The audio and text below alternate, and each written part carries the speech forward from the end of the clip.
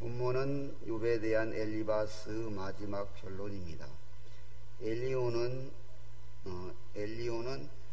36장에 이어서 자연계를 통하여 계시던 하나님의 위대하심을 주장합니다. 그리고 하나님의 일과 위엄을 보여주면서 인간은 그 일을 감히 측량하거나 예측할 수 없는 존재임을 밝힙니다.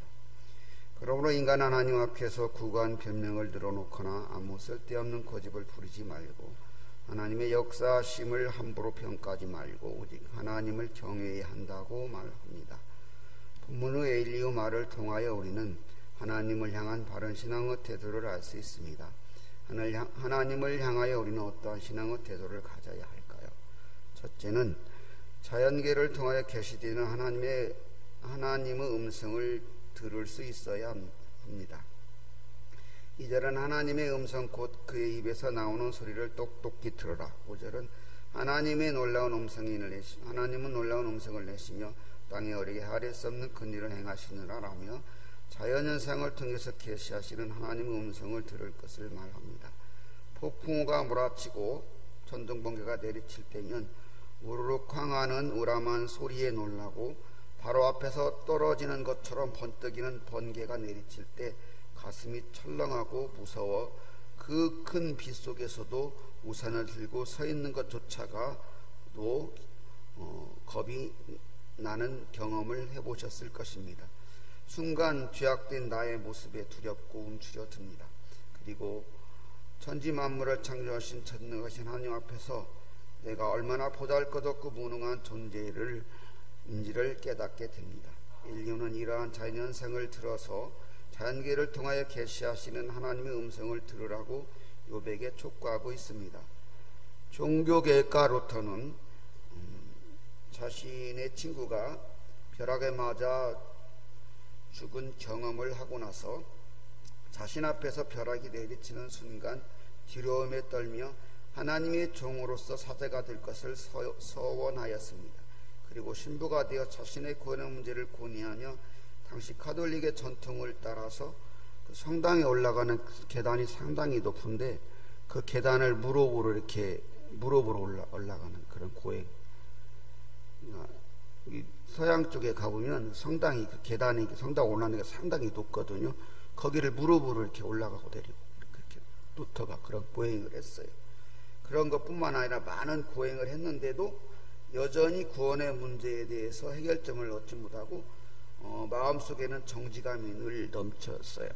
그렇게 괴로워하던 욥에게 하나님께서 한 아이를 통해서 로마서 1장 16절 17절의 말씀을 주셔서 예수 그리스도를 통한 믿음으로 구원받는 진리를 깨닫게 하셔서 그 위대한 종교개혁가 루터가 태어나게 하였고 그 큰 종교개혁의 대업을 이룰 수 있게 하셨습니다.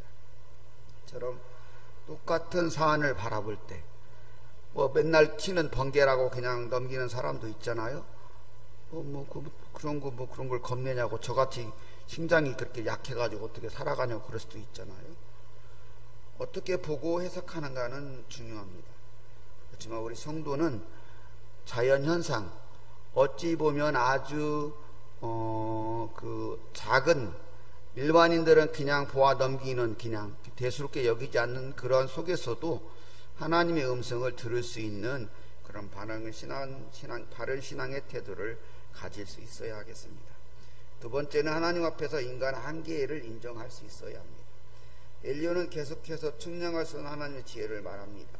14절은 욥이여 이것을 듣고 가만히 하나님의 오염을 깨달으라 라고 말합니다. 자연계를 통하여 계시되는 하나님의 음성을 가만히 들으라는 말입니다. 그리고 계속해서 14절에서 번개가 어떻게 치는지를 아느냐, 또 16절에 어떻게 하여 구름들이 공중에 평행을 유지하며 잘 떠 있으며 때가 되면 비가 되어 내리고 햇빛을 가렸다가 비추었다가 하는지 아는지, 또 어떻게 해서 기온의 변화가 일어나며 추운 겨울이 지나고 따뜻한 계절이 오는지를 아는지, 그리고 또 욥이 하나님과 같이 창조사에게 동참하여 거울과 같은 하늘을 만들어낼 수 있는지를 묻습니다. 지금 우리 욥기에 나오는 내용들을 가만히 우리가 보면은 우리들이 그냥 원래 그렇지 생각하는 문제들도 다시 한번 생각해 보게 돼요. 저도 그런 생각을 해봤어요. 어떻게 하늘에 구름이 이렇게 떠 있고 정말 이렇게 그 하늘이 이렇게 둥글었잖아요. 이렇게. 실제로는 이렇게 우리 하늘이 이렇게 둥글거든요.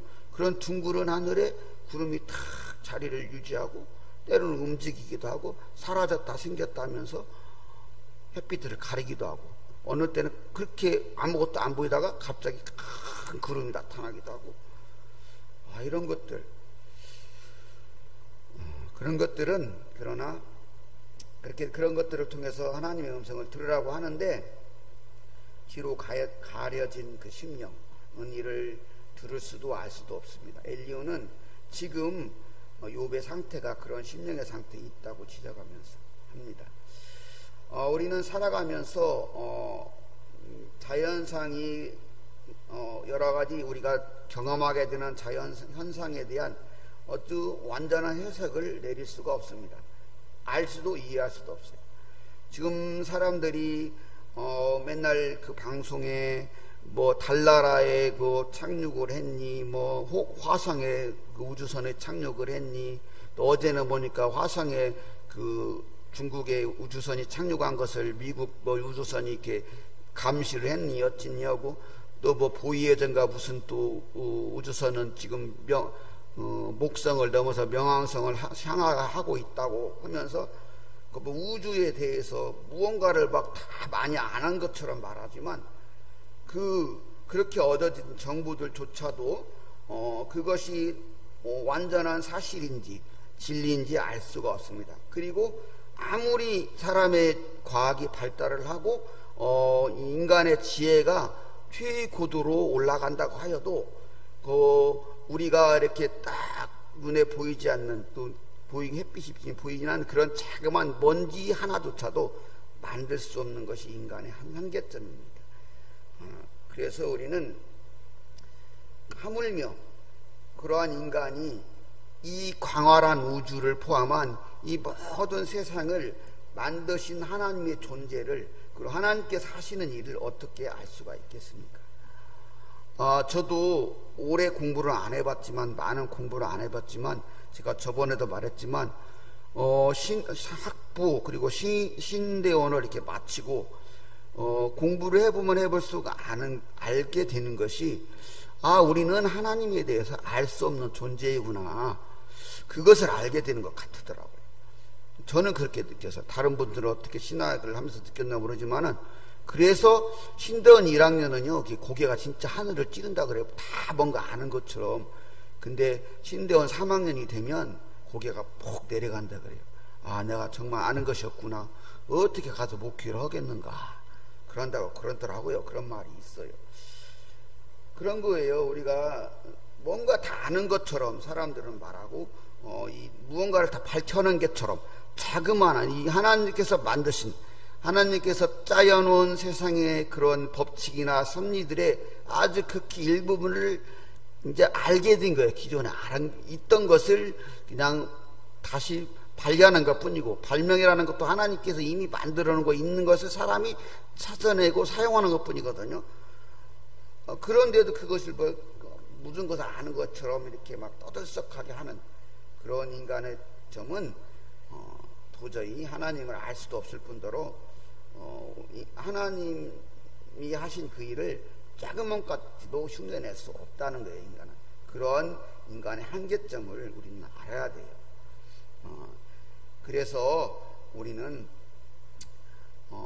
오직 참여하는 마음으로, 겸손한 심령으로 성령의 종령을 따라서 하나님의 기하심에 귀 기울일 수 있어야 돼요. 이렇게 우리는 하나님 앞에서 인간의 한계점을 인정하는 바른 신앙의 태도를 가져야 됩니다.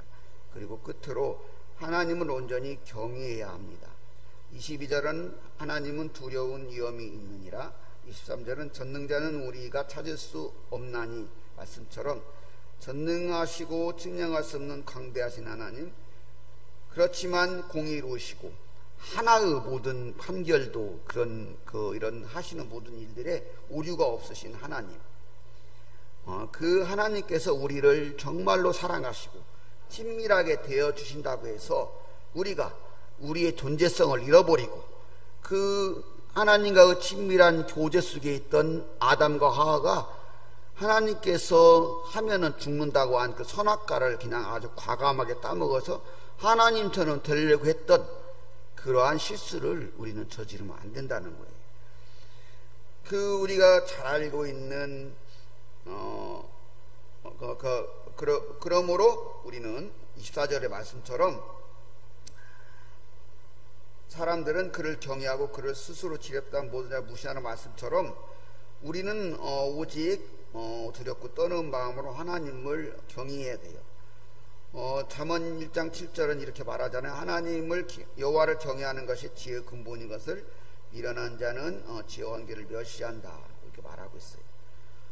지금 잘못된 현대 문명의 사조는 극도로 발달한 과학기술을 앞세워서 마치 인간이 하나님의 모든 영역에 도달하 있는 것처럼, 또 생명을 뭔가 자기들 마음대로 할 수 있는 것처럼, 마치 새로운 생명을 창조할 수 있는 것처럼 떠들어대지만 결코 방금 말한 것처럼 먼지 하나도 만들어낼 수 없는 것, 무에서 유를 창조할 수 있는 인간의 능력은 생길 수도 없을 뿐더도 그런 일은 있을 수도 없어요.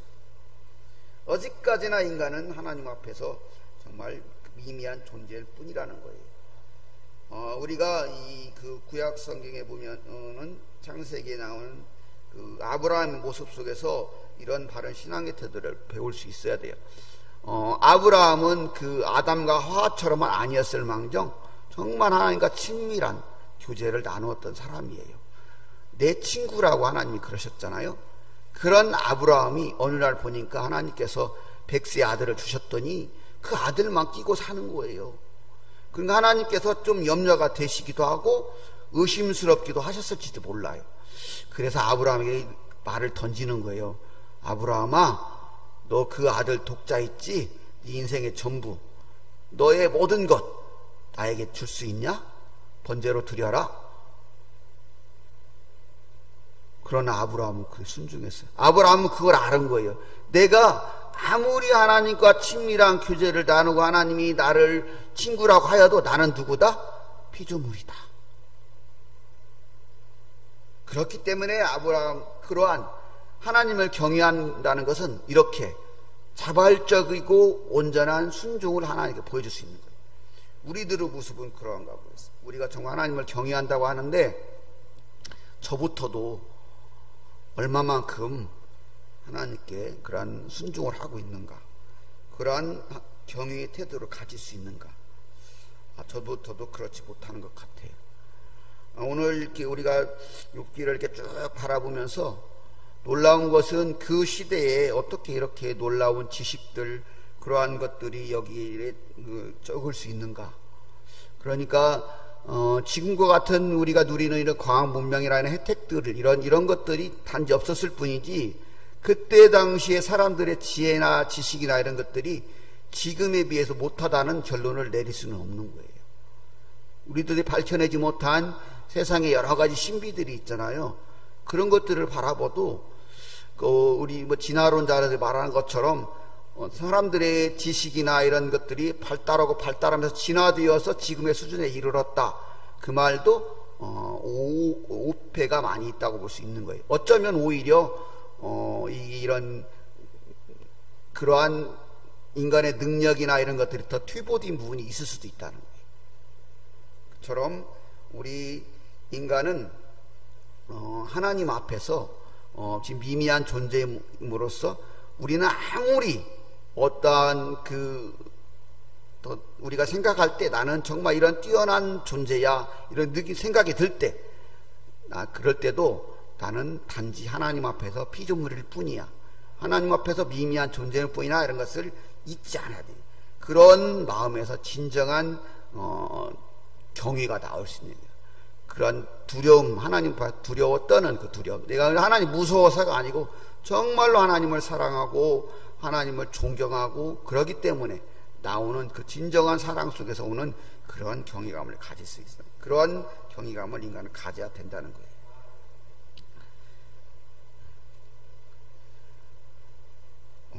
이렇게 우리는 하나님 앞에서 하나님을 온전히 경외하는 바른 신앙의 태도를 가져야 하겠습니다.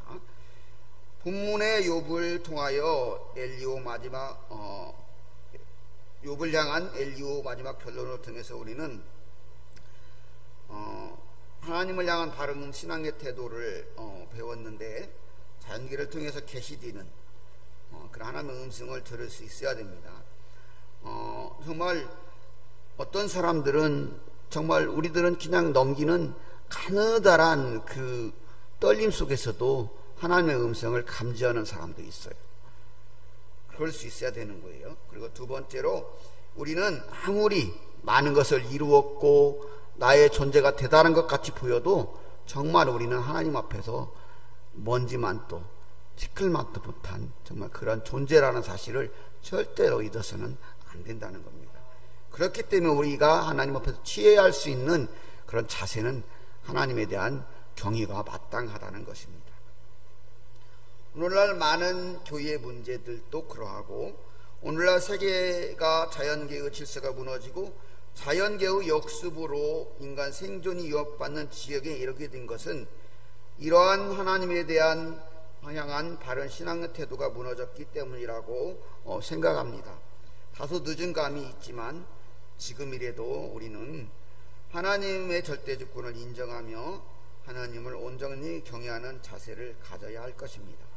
이렇게 바른 신앙의 태도로 살아감으로써 믿음 안에 굳게 서고 교회와 가정을 바로 세워가시는 하나님께서 인정하시고 하나님께서 기뻐하시는 봉상교회와 성도님들이 되시기를 소망합니다.